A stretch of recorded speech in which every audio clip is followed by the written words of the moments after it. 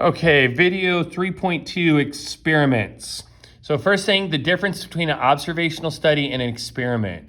An observational study is just you collecting data without you influencing what's happening.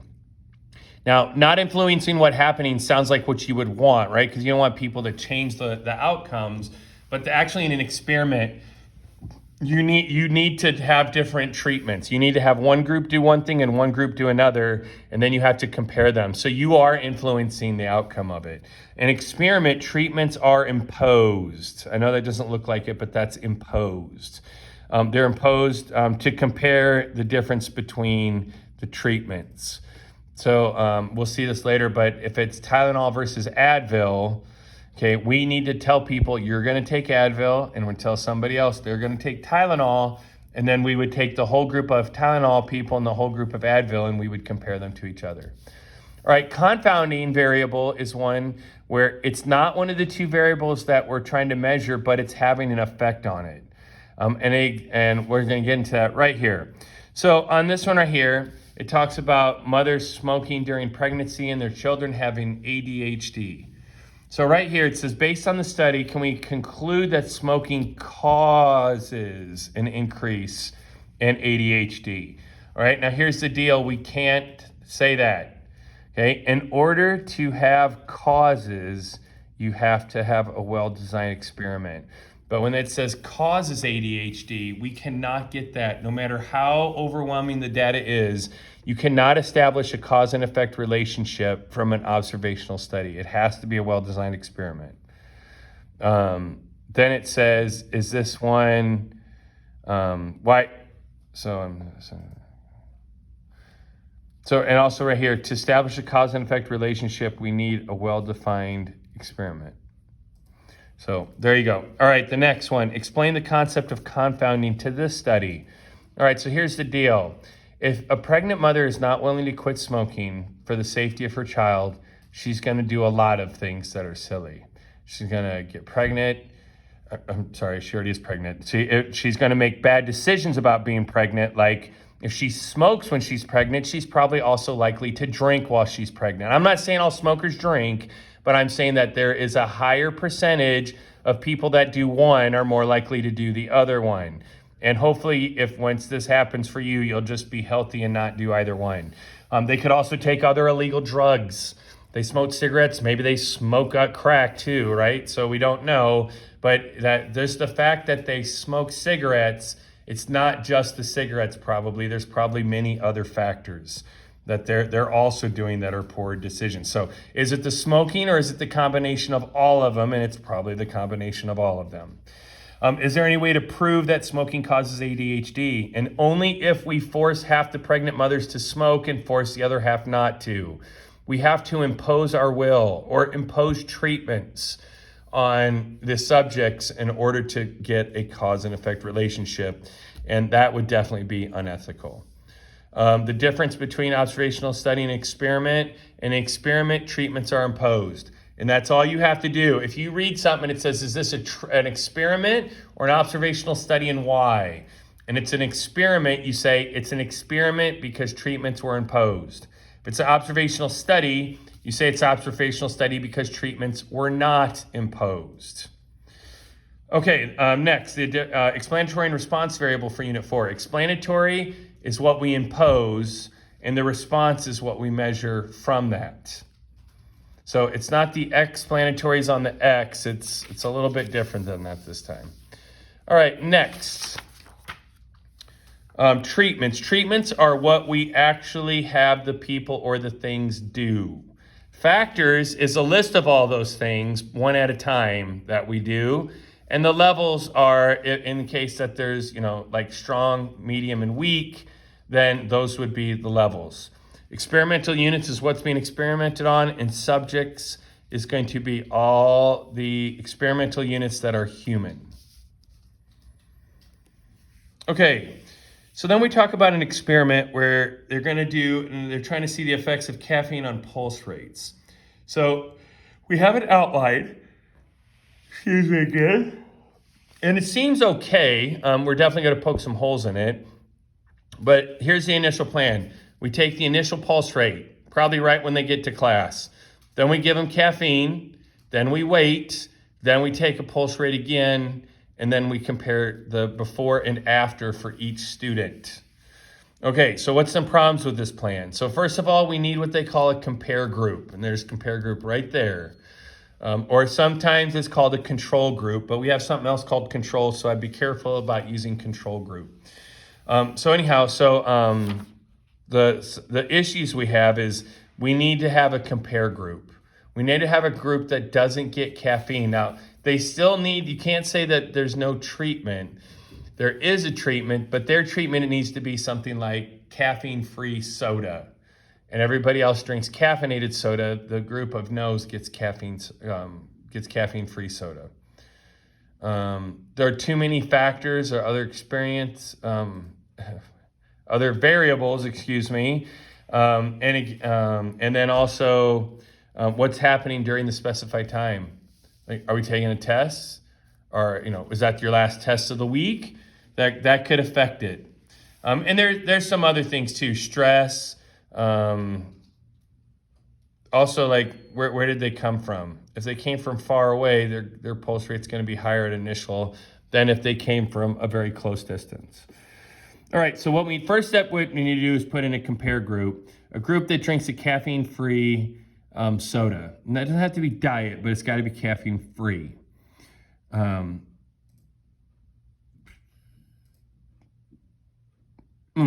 then, but again, they both need to drink what appears to be the same soda also.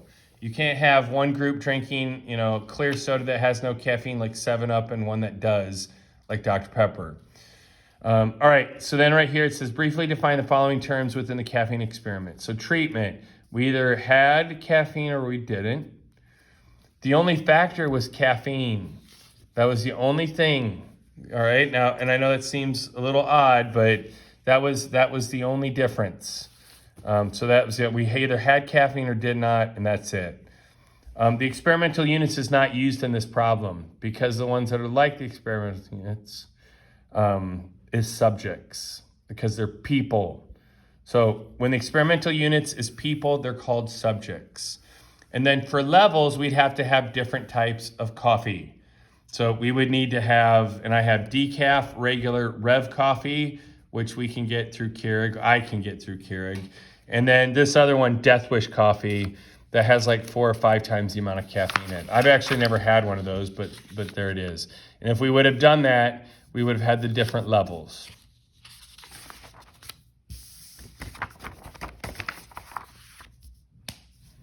All right.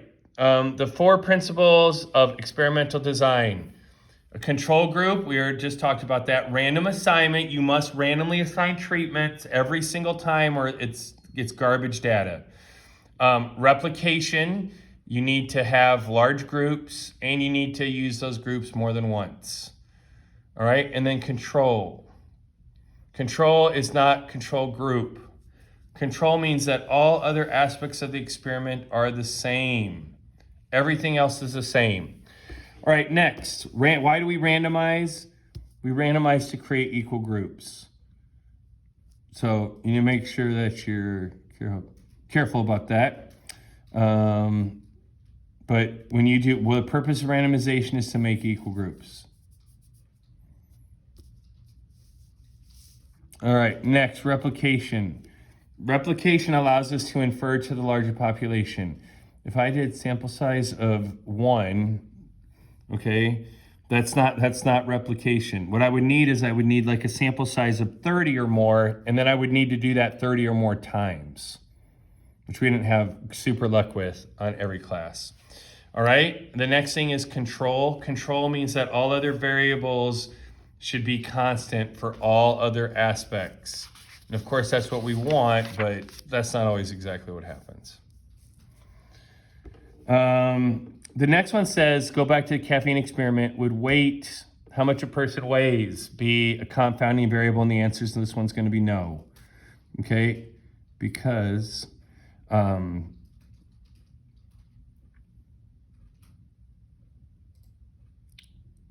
we do the random assignment, it creates equal groups. So if we have 10 larger individuals, because of randomization, they should be split into 2 groups with 5 each, or very close to that, or at least very close to that. So that's not a variable, that is not a confounding variable we'd have to work with. Now, again, sometimes there are ones that we need to work with, even with random selection, but random selection's enough on that one.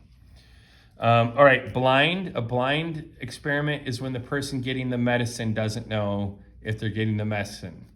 A double blind is when the person giving the pill and the person taking the pill don't know what kind of medicine you're getting. And then the placebo effect it works like this. A lot of times when they're doing a drug trial, they're going to give the medication to half the patients and half of the patients will get a sugar pill that looks like the medication. All right, every single person is going to feel better. Even though we know that's not true, every person actually feels better because of something called the placebo effect. And even though there's no reason for them to feel better, the human mind does some crazy, weird things. So that's double blind. And then I already did the placebo effect. Skip that. All right, so right here. This is an experiment, and they say, how are each 4 of the characteristics of experimental design taken care of? So the first one is that, you can read this and pause it and read it. Okay, welcome back. Now we're gonna go ahead and go through these. So the compare group is half the students that multitasked and half of them that didn't. And then we can compare the results between 2 and 4 groups. All right? But we have to have a group that doesn't do, well, again, not that they don't do anything, but they don't do what we're measuring. So we're trying to measure, does multitasking mess up your ability to take notes? So I need half the people to multitask and half not to. And the not to is the compare group. Randomization, we randomly selected by shuffling the deck. So the randomization was shuffling. And then 20 students for each treatment. All right, so I'm gonna take out, this one they did it by cards, and they shuffled the cards and they hand them out to each person, and it tells them they'll either be online or in person. All right, the next one, again, I'm gonna let you read this on your own, but in this blank is statistically significant. Okay, so what's all that mean?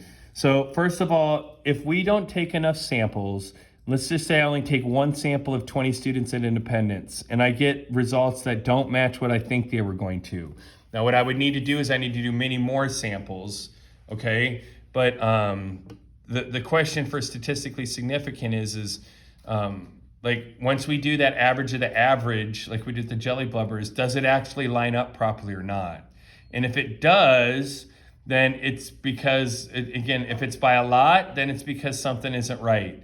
If it's the same but just off by a teeny bit, we can say that that's due to chance variation due to random assignment.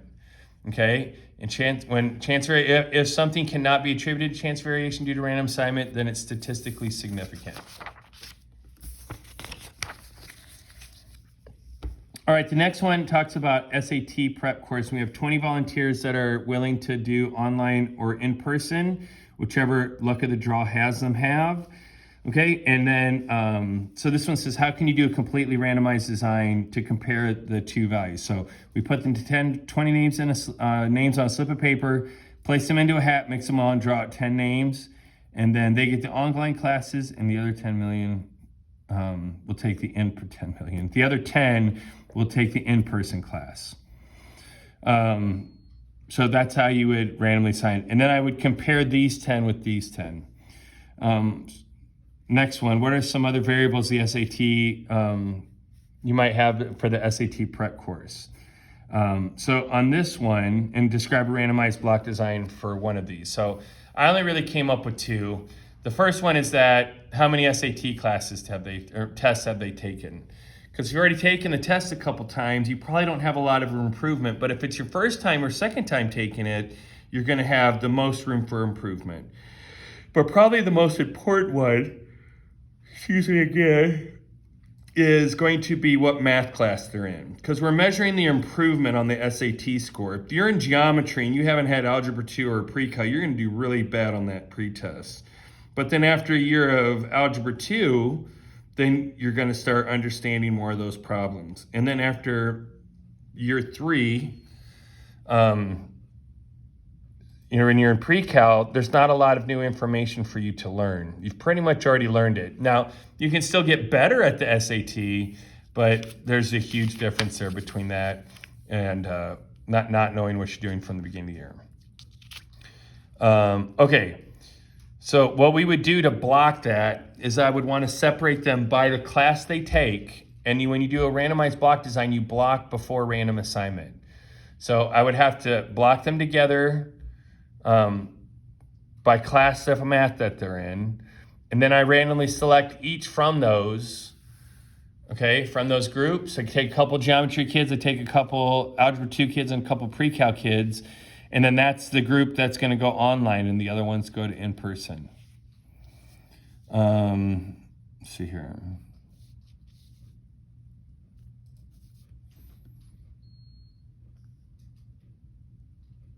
Blocking. All right.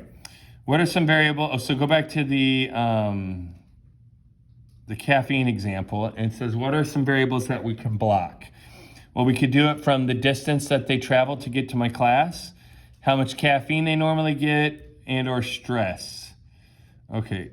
So on this one, I think the best one would be, which one you do the one that has the biggest effect. To me, I think it's going to be regular caffeine intake. If you take caffeine all the time, you're just not going to have a big spike in your caffeine by having a soda.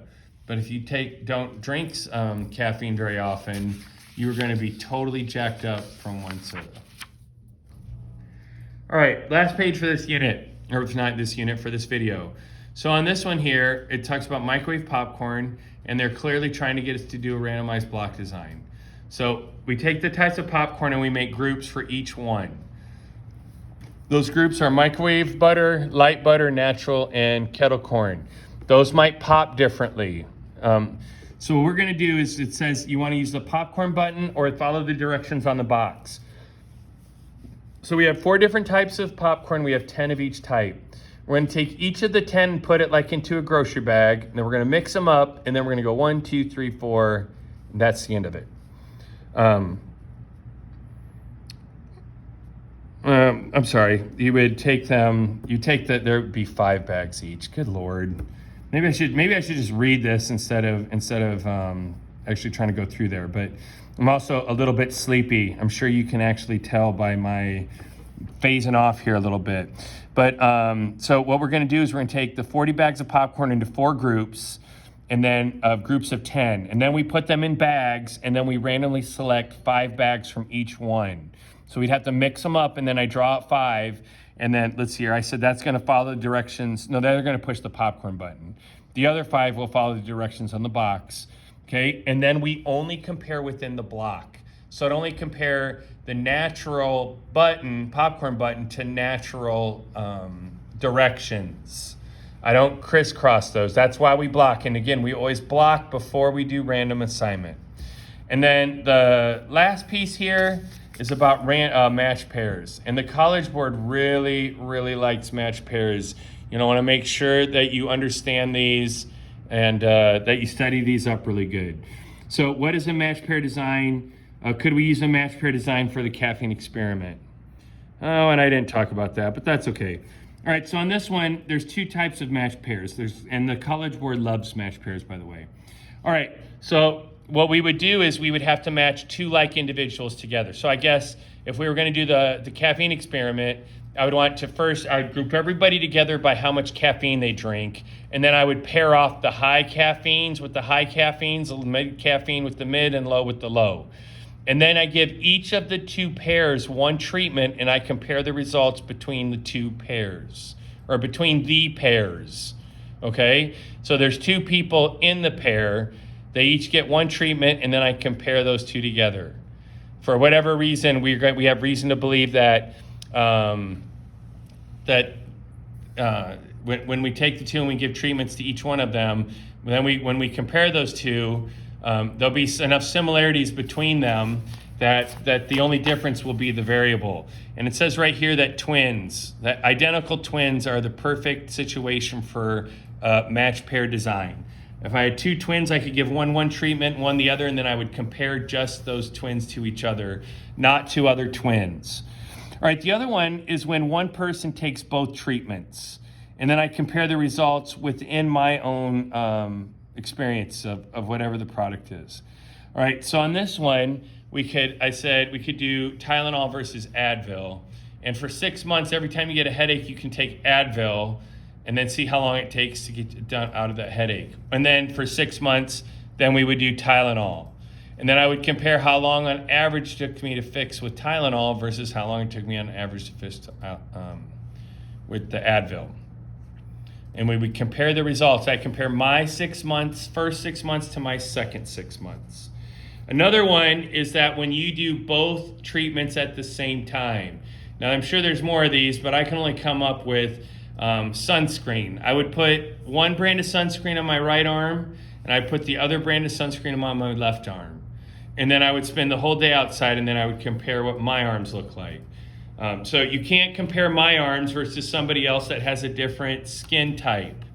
It doesn't even have to be, I'm not trying to make any, it's about race stuff, but for example, I'm mostly Irish and I sunburn very easily.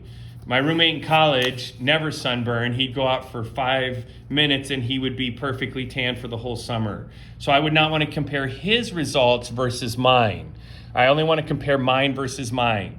And the big advantage to match pair design is that it reduces all confounding variables. So there you go. Sorry, this one is a little over 20 minutes.